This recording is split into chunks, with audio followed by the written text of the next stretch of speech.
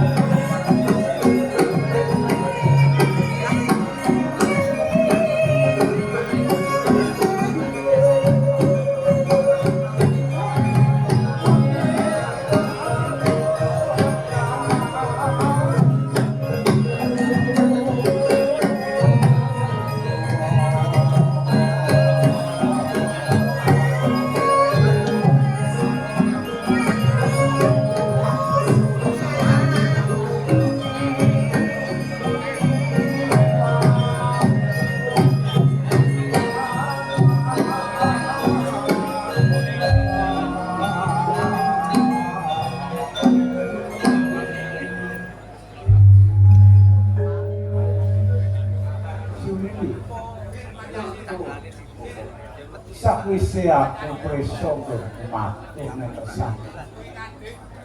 Kaya dene bisa gawe topo bisa gawe bubuk mungguing rasa. Saben-saben kowe cinaket karo aku ora lali kono ngaturake dharma bekti utawa unggah bubuh tata trajilamu katon.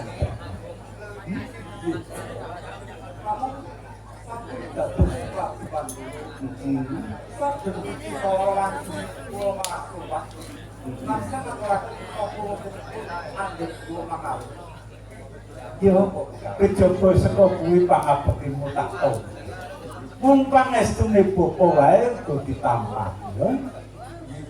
Sangat angin kula muji bapa dados jimbang lan nambah ana ketiapan angin kula. Ngadep itu nomor ngasihipun bapa. Yo. Muga-muga kang karya jagat ngidini utawa ngudanani apa sing tek karepake lho. Diprayogakake nggon mengan. Bicangan mun kula bapak kawan. Padha kanthi rahaja. Lemu ana ing pendhapa paluwa. Angsal bekas pangesipun bapak kawan sowan kula minangka rahajan. Boten langkung sungkep bekti kula kunjuk bapak. Tak tompo pangestu wae uga ditampah sanget anggen kala mugi dados jimat sakbenipun kula kita wonten ing palungga niki Bapak. Iya.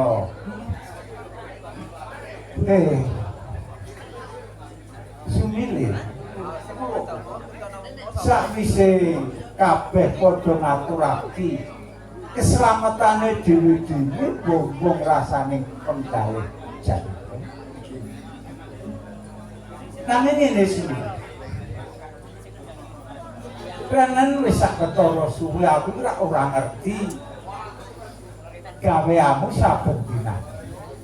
Lho gaweamu ning papan pategalan lho padha olah panen nancepake wiji tuwa ning Tegal kepanasan baju iki. Parang matur Bapak.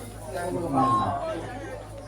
Aku ya sedoyo kedamelan kowe kang sampun kajubaken Pak. Punten pos. Nah. Utawa den Pak. Sedoyo sampun. Kangen ingkang dipolo kota sak menika sampun saged.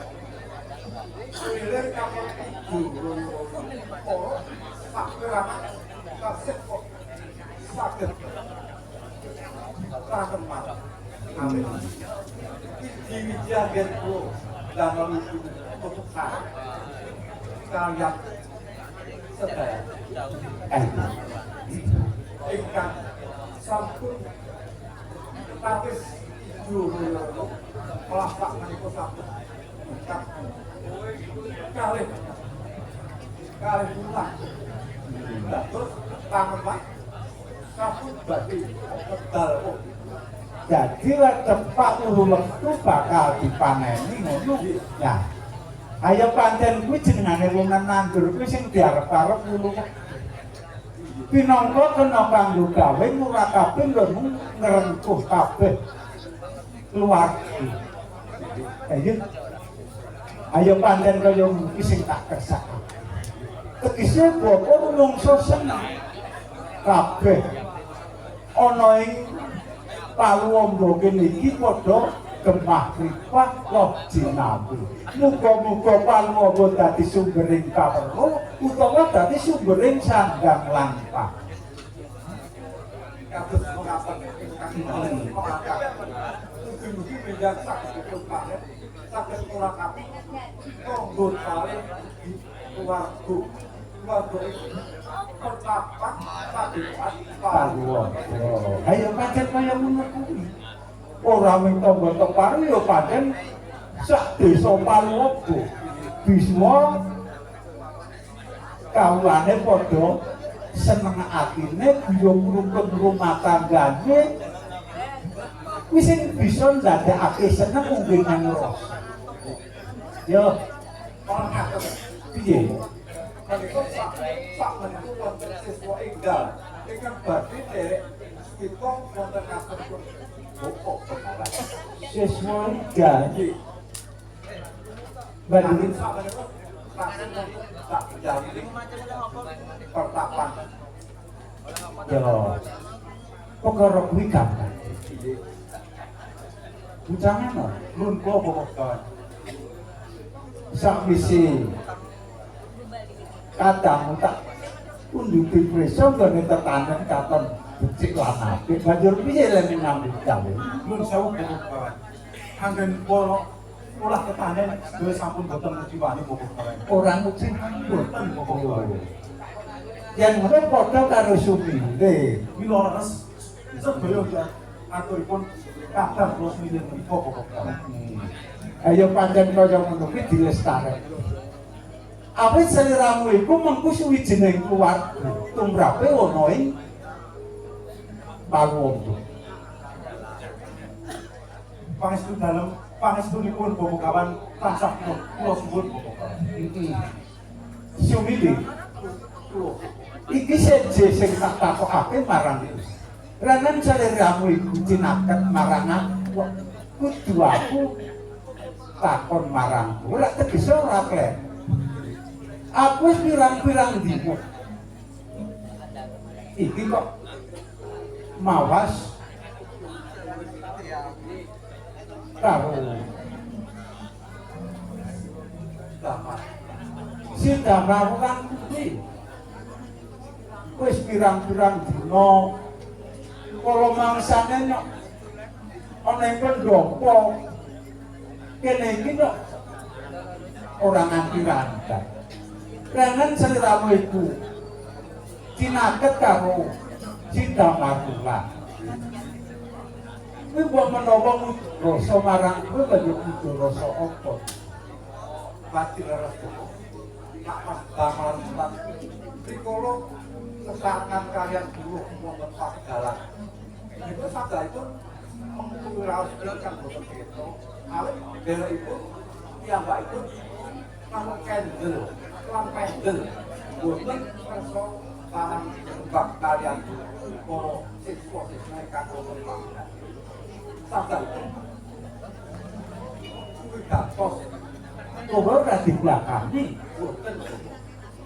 Ayo iki sing ndadekake bingunge ati. Aku jejere wong tuwa. Aku itu neng Paluwondo iki aku rumangsa dituwakake bisa gawe padange kabeh para kawula Paluwondo. Wis ngene wae. Ucapano lu kula bokong kawan. Tamarkan tinggalono. Supaya ngadep nang resah.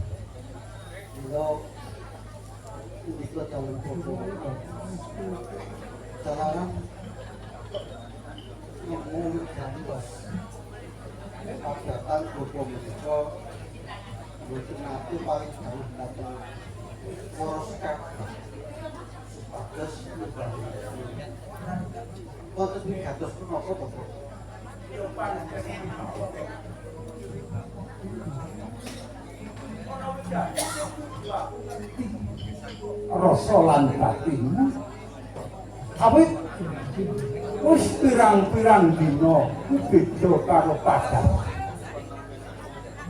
Kalau mangsane ana dina kang mirunggan iki seliramu iki ora keri ana ing pendopo ing padipan pawon. Saben-saben yen tak wawas mung ngalamun mangsane padha nyambut gawe kowe ora tuman. Iki ra dadi pengrasa mundung iku. Mula aku tak apa tesing kira-kira tok rasakake ana ing sajroning ati. Apa sliramu ku kepengin mengku suwijining wong wadon?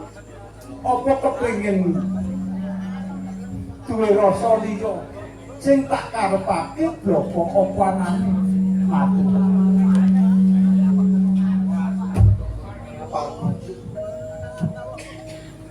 Saderengipun kepareng kula ngaturaken syukur pangati boten saged. Tak tom. Menawi bapa kagungan pengganti. Wonten setunggalipun perkawis ugi kula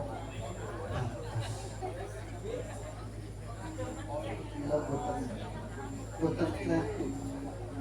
Angin itu dalam sahaja saestipun perkawis ingkang kula nggih wonten sakiting manah sanes perkawis kepengin mengkuwanto menapa malih kepengin nilaraken bapa menika. Banjur apa sing kok rasakake? Nuwun sewu. Wonten ing padepokan Pawon menika sampun dawuh. Angin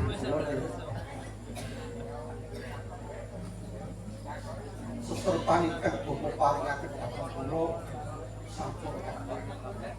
Saya menika kula kanuragan menapa dene guru kasam. Kepara ngantos saking kathahipun kula sampun boten saged metak. Menapa kemawon bapa paringaken kathah. Lah saking menika perkawis seserepan senajan to wonten bebasan tiyang pados ngendi menika boten wonten rasipun. Yo, Ingkang sak ketawi sedang wonten perkawis sanes ingkang kepengin kula suwunaken bisa ngaten piye?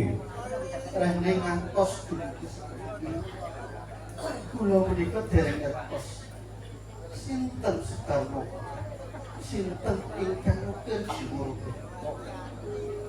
pamila saking menika wonten keparengipun bapa paring pangandikan dhateng kula amrih wejaripun dados manah kula sinten yang sepuh kula Damar lunah.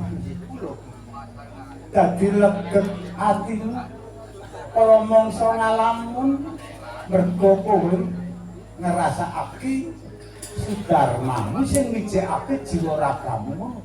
kasih lan Yo. Tegese seliramu kuwi ora ten.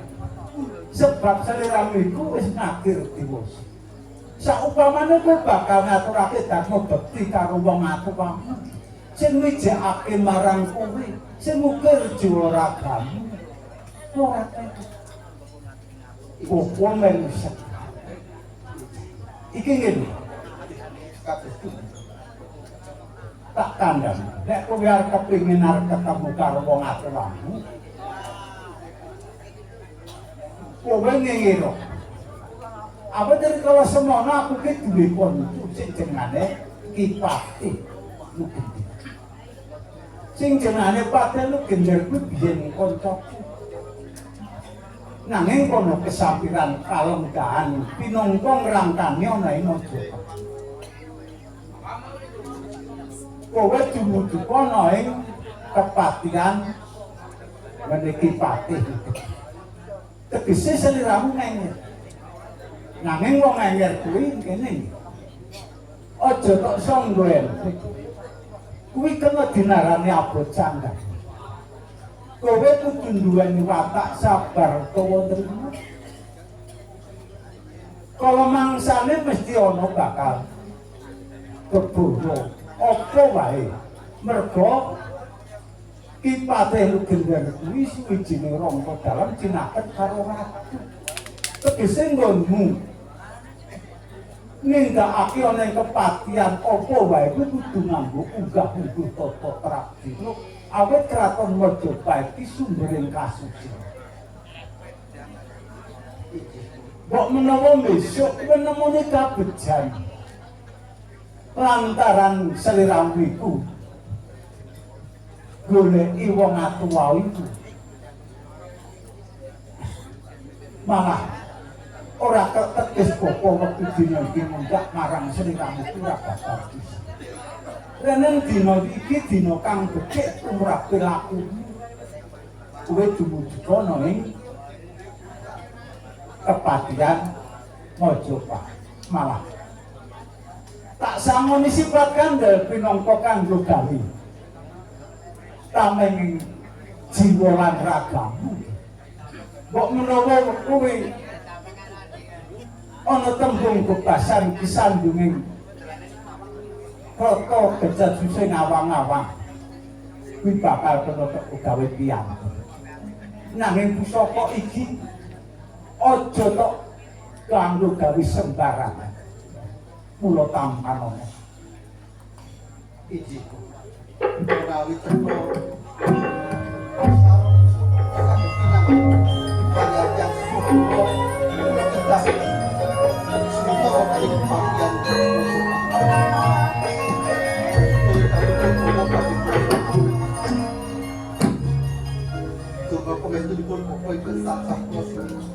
Yo.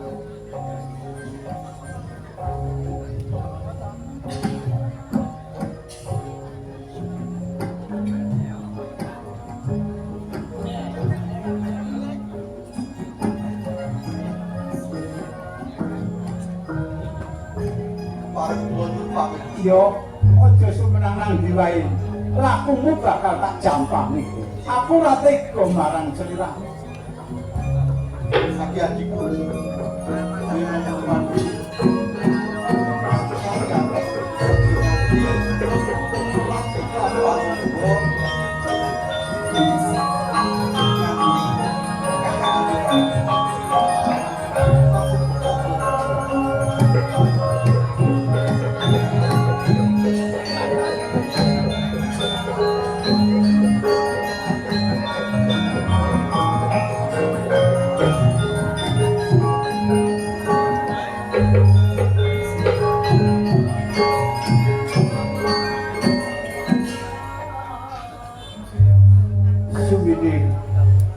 Lan kowe pucangan nuwun kula Bapak rewang-rewang ana ndedumu muga-muga lakune sidam marulan bisa nemoni barang kang becik lan apik bisa seneng ati. Yo wis cukup semene nggonku ngendikake apa sing tak aturake marang sliramu iki Bapak kepengin ngasuh tak mudah.